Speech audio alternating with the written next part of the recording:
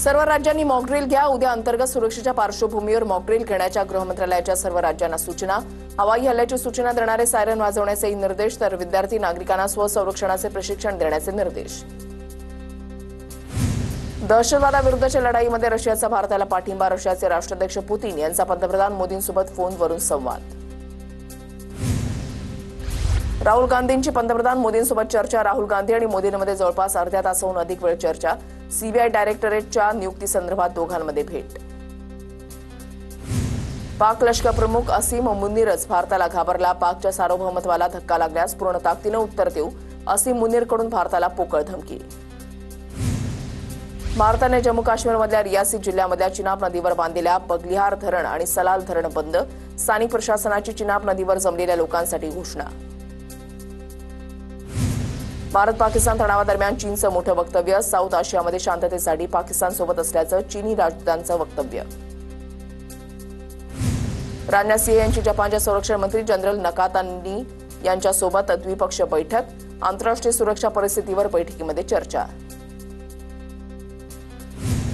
दुसरी तलवार श्रेणीची युद्धनौका तमाल 28 मे रोजी भारताला मिळणार, सूत्रांची माहिती। रशियामध्ये बांधलेले 2 आणि भारतामध्ये बनवलेले 4 तलवार श्रेणीचे फ्रिगेट खरेदी करण्याच्या कराराचा एक भाग। तमाल युद्धनौका ब्राह्मोस क्षेपणास्त्र डागण्यातही सक्षम। भारताची युद्ध पाकिस्तानच्या अर्थव्यवस्थेला परवडणार नाही, आंतरराष्ट्रीय डेटा आणि रिसर्च संस्था मूडीचा पाकिस्तानला इशारा। पाकिस्तानकडून जमिनीवर मारा करणाऱ्या फतह क्षेपणास्त्राची चाचणी। पाकिस्तानचं 120 किलोमीटर पल्ल्याचं क्षेपणास्त्र। भारताच्या हल्ल्याच्या भीतीनं पाकिस्तानकडून क्षेपणास्त्रांची चाचणी। सिंधू जलकरार स्थगित केल्यानंतर 4 वर्षांपासून रखडलेल्या जम्मू काश्मीरमधील 6 जलविद्युत प्रकल्पांच्या कामांना गती मिळणार। सिंधू करार स्थगितीमुळे आता पाकला पूर्वसूचना देणं बंधनकारक नाही। शहांच्या जलशक्ती मंत्री CR पाटलांसोबत झाल्या 2 बैठका। धरणांचे दरवाजे बंद केल्यानंतर चिनाब नदी किनाऱ्यावर उद्घोषणा। पोलीस आणि स्थानिक प्रशासनाची चिनाब नदीवर जमलेल्यांसाठी घोषणा। चिनाब नदीची पातळी लवकरच वाढेल, नदीमधून बाहेर येण्याचं आवाहन। जम्मू काश्मीरमध्ये स्पेशल फोर्सच्या जवानांकडून अतिरेक्यांची शोध मोहीम सुरू। जंगल भागामध्ये शोध मोहीम सुरू। दहशतवादी हल्ल्यानंतर पहलगाममध्ये सुरक्षा वाढवली। पर्यटन स्थळांवरील जंगल परिसरात ड्रोनद्वारे दहशतवाद्यांवर नजर। पहलगाममधील हल्ल्यानंतर अनेक भागांमध्ये हाय अलर्ट। राज्य सरकारची 1 जिल्हा 1 नोंदणी योजना आजपासून कार्यान्वित। नोंदणी व्यवहार कोणत्याही दुय्यम निबंध कार्यालयामध्ये करता येणार नाही। नागरिकांना सोयीच्या ठिकाणी दस्तावेज नोंदणीची सुविधा। उपमुख्यमंत्री एकनाथ शिंदेंनी कोल्हापूरला कोट्यवधींचा निधी दिला। आमदारांच्या विनंतीवरून ते आणखी निधी देतील या शंका नाही। शाहू छत्रपतींची प्रतिक्रिया।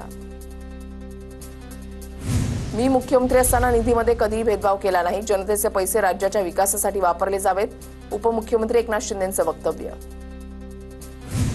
राज ठाकरेंकडून उदय सामंतांना भेटीचं निमंत्रण। पुढील 2 दिवसांमध्ये राज ठाकरे सामंतांची भेट होण्याची शक्यता, सूत्रांची माहिती। मनसे आणि शिवसेना युतीच्या दुसऱ्या टप्प्यामधील चर्चा होणार असल्याची माहिती। सरकारची भूमिका बदलणार नाही, पुरंदरचं विमानतळ होणारच। भूसंपादनाला विरोध करणाऱ्यांशी बावनकुळेंनी चर्चा केल्यानंतर स्पष्टीकरण। स्थानिकांच्या मागण्या 7 दिवसांमध्ये शासनाला कळवायला सांगितल्या। सुप्रिया सुळेंनी घेतली पुरंदर विमानतळाला विरोध करणाऱ्यांची भेट। पोलीस स्थानिकांमधील राड्याबाबत सुळे आज पुणे एसपींना भेटणार। पुरंदरच्या समस्येवर चर्चेसाठी सुळेंचा आजचा इंदापूर दौरा रद्द।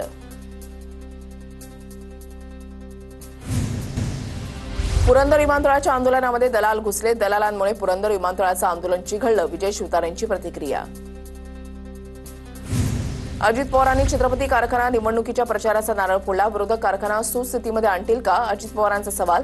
तर पॅनलला गालबोट लावलं तर माझ्या दारामध्ये उभं राहू नका, दादांची तंबी। संपूर्ण देशामध्ये शाळांमध्ये फुले चित्रपट दाखवला पाहिजे। फुले चित्रपट पाहिल्यानंतर शरद पवारांची प्रतिक्रिया।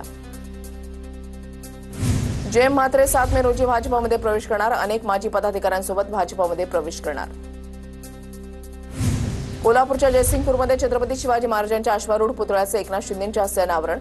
कार्यक्रमाला खासदार शाहू महाराज यांचीही उपस्थिती। संतोष देशमुख हत्या प्रकरणातील सुनावणी उद्या होणार। देशमुख हत्या प्रकरणाची सुनावणी फास्ट ट्रॅक कोर्टामध्ये चालून लवकरात लवकर निकाल लागावा, धनंजय देशमुखांची मागणी। त्र्यंबकेश्वर देवस्थान विश्वस्त मंडळावर गुन्हा दाखल करा। भारतीय पुरातत्व खात्याचं त्र्यंबकेश्वर पोलिसांना पत्र। मंदिराच्या आवारामध्ये अवैधरित्या लाडू विक्री होत असल्याबाबत तक्रारी। मनमाडच्या अनकवाडेमध्ये शेतकऱ्याच्या विहिरीमध्ये तेल मिश्रित पाणी आढळलं। विहिरीजवळ भारत पेट्रोलियम कंपनीची तेल वाहिनी। तेल वाहिनीला गळती लागल्याची शक्यता, गळती शोधण्याचे काम युद्धपातळीवर सुरू. नंदुरबार बाजार समितीमध्ये लाल मक्याची आवक वाढली. लाल मक्याला 1900 ते 2200 रुपयांचा दर. जळगावच्या म्हसावमध्ये रुळांवर दगड ठेवल्याचा प्रकार समोर. दगड ठेवल्याचं रेल्वे कर्मचाऱ्यांच्या लक्षात आल्यानं दुर्घटना टळली. रेल्वे कर्मचाऱ्यांच्या सतर्कतेमुळे मोठा अनर्थ टळला. ठाण्यामधल्या 12 बंगल्याजवळ पाण्याची पाईपलाईन फुटली. हजारो लिटर पाण्याची नासाडी. रस्त्यामध्ये पाईपलाईन फुटल्यानं वाहतुकीचा वेग मंदावला. मे महिन्याच्या सुरुवातीला मुंबईला पाणी पुरवठा करणाऱ्या धरणातील पाणीसाठा 23%. मुंबईकरांवर पाणी कपातीची टांगती तलवार. 15 मे पर्यंत आढावा कपातीबाबत निर्णय, पालिकेकडून स्पष्ट. जळगावच्या एरंडोल तालुक्यामधल्या अंजनी धरणामध्ये केवळ 31% पाणीसाठा. जवळपास 12 गावं धरणाच्या पाण्यावर अवलंबून. वाढत्या तापमानामुळे जलसाठ्याचं मोठ्या प्रमाणात बाष्पीभवन. नांदेडच्या सावरगाव माळमध्ये पाण्यासाठी महिला आक्रमक. पाणी मिळत नसल्यानं महिलांनी ग्रामपंचायत कार्यालयाला कुलूप ठोकलं. धुळे तालुक्यामधल्या शेतकऱ्यांचे सौर कृषी पंप त्वरित बसवा. माजी आमदार कुणाल पाटील यांची मागणी. शेतकऱ्यांचं वीज पुरवठ्याअभावी आर्थिक नुकसान. धुळ्याच्या साक्रीमधील जामखेडी प्रकल्पातून 4 गावांसाठी पिण्यासाठी आरक्षित पाणी सोडणार. जेबापूर, दापुरा, रोहण, सामोणे गावात भीषण पाणी टंचाई. प्रकल्पातून पाणी सोडण्याचे जिल्हाधिकाऱ्यांचे आदेश. नंदुरबारमध्ये खरीप हंगामामध्ये कापूस लागवडीचं क्षेत्र घटण्याची शक्यता. कापसाला योग्य भाव मिळत नसल्यामुळे पेरणी क्षेत्र घटणार. वाशिमच्या तोंडगावमधील मिताली काबरा राज्यामध्ये टॉपर. 12वीमध्ये 99% मिळून मिताली राज्यामध्ये पहिली. मिताली तोरणामळामधील ममता इंग्लिश स्कूलची विद्यार्थिनी. अवकाळी पावसामुळे वाशिमच्या रिसोड बाजार समितीमध्ये शेकडो क्विंटल हळद भिजली. हळद भिजल्यानं हळदीच्या दरामध्ये प्रति क्विंटल 700 ते 1000 रुपयांची घसरण. संतप्त शेतकऱ्यांनी हळदीचा लिलाव बंद पाडला. लातूरमध्ये वादळी वाऱ्यामुळे झाडं कोसळली. झाडं उखडून वाहनांवर पडल्याची घटना. वाहनांचं मोठ्या प्रमाणात नुकसान. अमरावतीमध्ये अवकाळी पावसाला सुरुवात. पुढील 3 ते 4 दिवस पाऊस पडणार असल्याचा अंदाज. संत्रा, कांदा आदी पिकांना फटका बसण्याची शक्यता. हिंगोली जिल्ह्यामध्ये ठिकठिकाणी वादळी वाऱ्यासह गारपीट. अनेक ठिकाणी लग्नाचे मंडप कोसळले. हळद उत्पादक शेतकऱ्यांची धांदल उडाली. यवतमाळच्या पुसदमध्ये विजेच्या कडकडाटासह अवकाळी पाऊस. काही भागात गारपीट. पावसामुळे शहरातील जनजीवन काही काळ विस्कळीत. शेती पिकांना फटका बसण्याची शक्यता. जळगावच्या जामनेर पारोळ्यामध्ये वादळी वाऱ्यासह पाऊस. पावसामुळे वातावरणामध्ये गारवा निर्माण. शेत पिकांचं नुकसान होण्याची भीती. जालन्याच्या बदनापूर तालुक्यामध्ये अवकाळी पाऊस. परिसरात मोठ्या प्रमाणात गारपीट. नागरिकांची तारांबळ. कोल्हापूरच्या वारणानगर, कोडोली परिसरात गारांसह अवकाळी पावसाच्या जेरी. 15 ते 20 मिनिटं पडलेल्या गारपिटीमुळे गारांचा खच.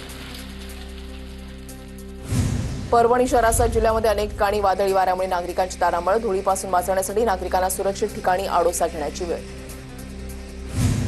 नंदुरबार ग्रामपंचायतीमधील संगणक परिचारिका मानधनापासून वंचित. मानधनात न दिल्यास काम न करण्याचा इशारा. सांगलीच्या मिरजेमध्ये शासकीय रुग्णालयामधून चोरीला गेलेलं बाळ सापडलं. सांगली पोलिसांनी 48 तासाच्या आत बाळाला शोधलं. 2 दिवसांपूर्वी शासकीय रुग्णालयामधून 3 दिवसाच्या बाळाची चोरी झाली होती. धाराशिवच्या तुळजापूरमधील मसलाजवळ बिबट्याचा शेतकऱ्यावर हल्ला. शेतकरी गंभीर जखमी. उपजिल्हा रुग्णालयामध्ये उपचार सुरू.